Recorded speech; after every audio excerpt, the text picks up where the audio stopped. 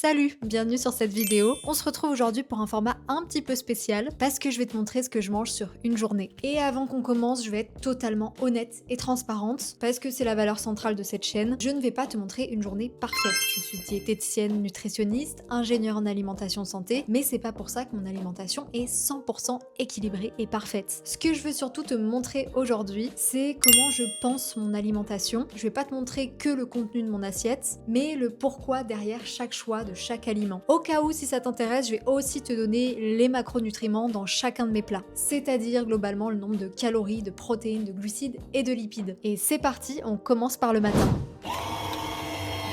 On va commencer ce matin par mon petit déj. D'habitude, je le prépare en amont et ça me fait 4-5 jours. Et là, ça tombe bien pour la vidéo, j'en ai plus, je suis obligée d'en refaire, donc on va faire la recette ensemble. Cette recette, c'est ma recette favorite. Je mange ça tous les matins depuis 1 an et je ne mange pas d'autres petits déjeuners. C'est ultra pratique parce que du coup, c'est prêt pendant 4-5 jours. J'ai juste à me servir et manger, donc il n'y a pas forcément de besoin de préparer quelque chose. Et surtout, c'est super simple en termes d'ingrédients, c'est très peu cher, ça m'apporte énormément de protéines déjà dans mon petit déjeuner. Vraiment, il n'y a pas meilleure recette. Pour cette recette, pour environ 4 à 5 portions, j'ai besoin de 3 œufs que je prends plein air. Pourquoi le plein air? Parce qu'on a quand même une qualité minimale en termes d'oméga 3 et d'oméga 6 qu'on n'a pas forcément sur des poules élevées en batterie. Et aussi, pour le bien-être animal, il faut quand même un minimum. Et je trouve que c'est pas si cher en vrai du plein air.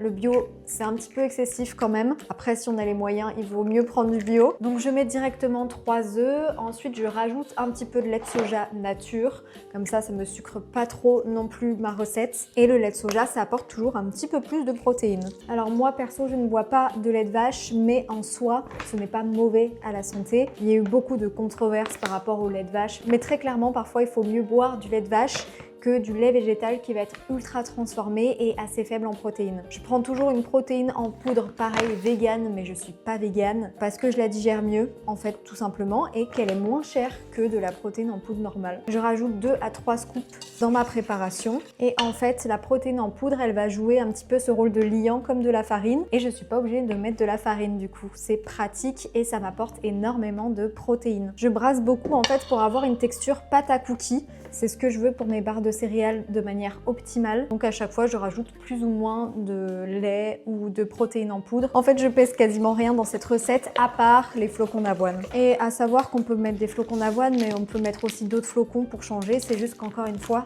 ça reste les flocons qui sont les moins chers au supermarché. Donc pour 4 à 5 portions, je mets à peu près 80 g de flocons d'avoine. J'utilise directement ma maryse. Ce que je fais aussi pour apporter quand même un petit peu de goût parce que sinon ça va être très fade comme ça, je rajoute des petits carreaux de chocolat. Et plutôt que d'acheter des pépites de chocolat, je prends un vrai chocolat corsé. À savoir qu'il vaut mieux prendre du chocolat corsé. Le chocolat dessert normal, en fait c'est du chocolat noir mais il est très sucré. En fait il y a à peu près la moitié de la tablette en sucre. Donc je trouve que c'est énorme. Pour avoir un vrai bon goût de chocolat, il vaut mieux prendre du corsé. Je prends bien sûr mon giga gros couteau de cuisine et ensuite je viens rebrasser directement. C'est un petit peu des cookies version healthy, entre guillemets, je déteste dire ça. Pour le petit déjeuner, au moins on a très peu de sucre à l'intérieur, on a beaucoup plus de protéines, on a des bons féculents avec les flocons d'avoine, donc ça nous permet de nous caler. Il manque plus qu'un côté fibre avec les fruits qu'on peut ramener et ça sera un petit déjeuner vraiment parfait.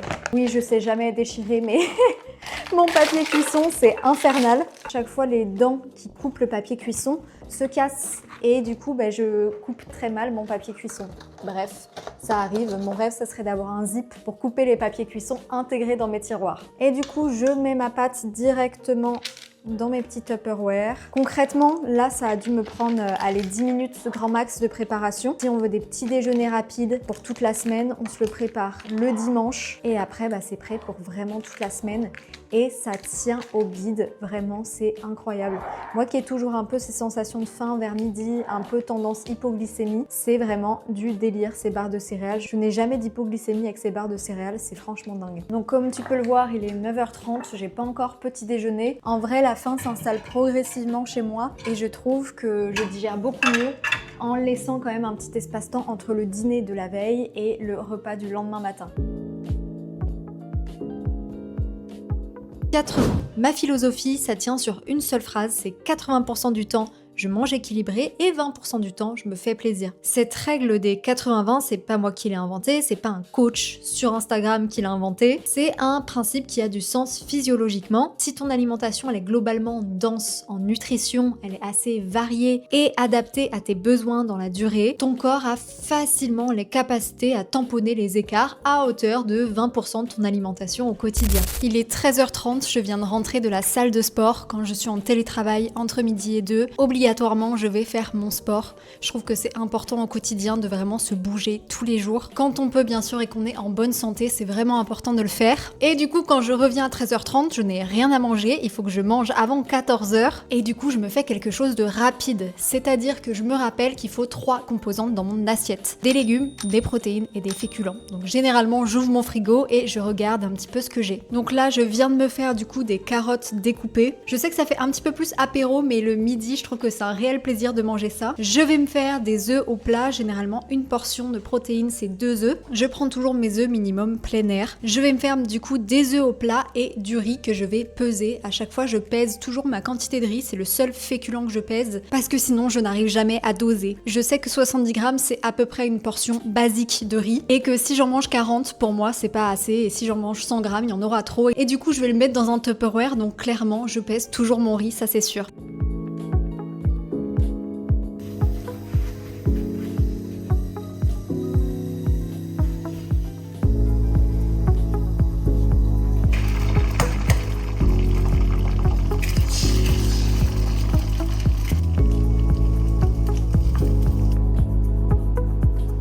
Et voilà ce que ça donne en termes de repas, donc on a bien nos 3 composantes dans l'assiette. Un petit peu de légumes avec les carottes, un petit peu de houmous donc qui apporte aussi une bonne matière grasse. On a 2 œufs. Les œufs, pour assimiler un maximum de protéines, il faut que les blancs soient durs et le jaune coulant. Donc les œufs au plat, c'est parfait.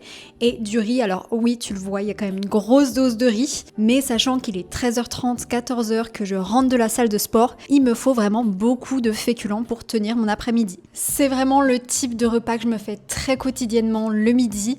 J'essaye de manger un maximum le plus possible équilibré, comme ça le soir ça me permet de temps en temps de voir des amis, de voir ma famille et là de me faire plaisir sur ces autres repas.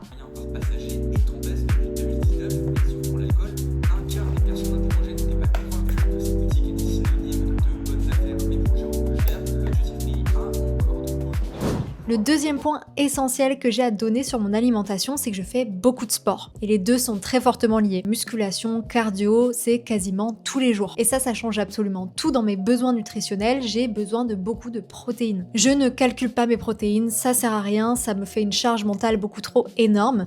Donc juste, je fais attention à avoir un élément protéiné à chacun de mes repas. Et ça, c'est censé être la base pour moi comme pour toi. Pour le goûter, en ce moment, je me fais vraiment un truc très spécial qui est du yaourt végétal parce que je consomme pas de fromage blanc ou de skyr parce qu'en fait j'arrive tout simplement pas à le digérer, mais tu peux très bien te prendre pour ta santé du fromage blanc, du skyr, c'est très intéressant, c'est juste que personnellement je n'en consomme pas. Je me prends du coup 2 yaourts végétal au soja, c'est le seul yaourt végétal qui a quand même un minimum de protéines intéressantes. Je rajoute également de la protéine en poudre et ensuite je rajoute du muesli croustillant. Alors ça d'habitude je te dis toujours que c'est un flop, que c'est pas intéressant à ta santé, c'est vrai, du coup je le compte comme catégorie plaisir. Donc j'en mange pas tous les jours, c'est vraiment de temps en temps pour pimper mon plat et c'est certainement pas quelque chose qu'il faut prendre par exemple au petit déjeuner de manière quotidienne. Pour le plat du soir, ça va être des pâtes de lentilles corail, c'est rapide, c'est simple, c'est efficace. Si tu connais pas les pâtes de lentilles corail, c'est ultra intéressant à ta santé parce que c'est riche en protéines, en fibres et en féculents. Donc bref, ça te fait un plat tout en un, parfait et équilibré. Et comme je le disais pour le midi, c'est assez rare que je pèse mes aliments, mais pareil que pour le riz, je pèse mes pâtes de lentilles corail parce que sinon j'en ai soit trop, soit pas assez. Et ici j'ai pris à peu près 80 grammes de pâtes. Une fois que c'est cuit, je rajoute ma sauce tomate basilic.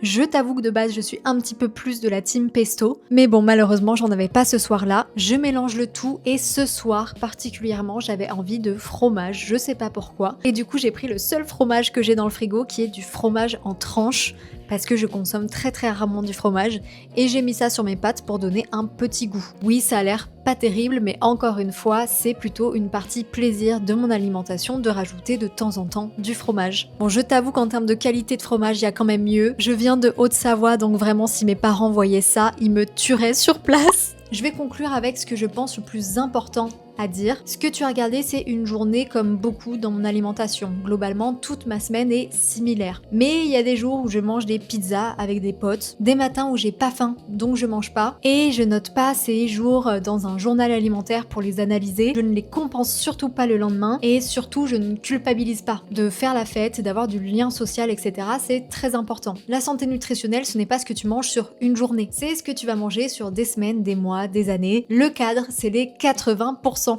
Comme on en a parlé tout à l'heure. Ce que tu dois retenir de cette vidéo, c'est de manger suffisamment des protéines à chaque repas, de varier tes sources alimentaires de féculents, de légumes et de protéines, d'intégrer les légumes parce qu'ils sont très importants, c'est pas parce que tu ne souhaites pas perdre du poids que tu ne dois pas manger de légumes, et surtout arrête de diaboliser les aliments. Si t'as envie de manger du chocolat, tu manges du chocolat. La diabolisation des aliments, c'est le début des troubles du comportement alimentaire. Si t'as envie d'en savoir un petit peu plus sur la structuration de tes repas et de ton alimentation, et surtout d'avoir quelque chose qui est adapté à toi, tes objectifs, tes problématiques de santé, je réalise des programmes nutrition personnalisés, totalement adaptés à tes réponses. Le lien est directement dans ma bio YouTube. Je te souhaite une belle journée, une belle semaine, et à très vite pour une nouvelle vidéo.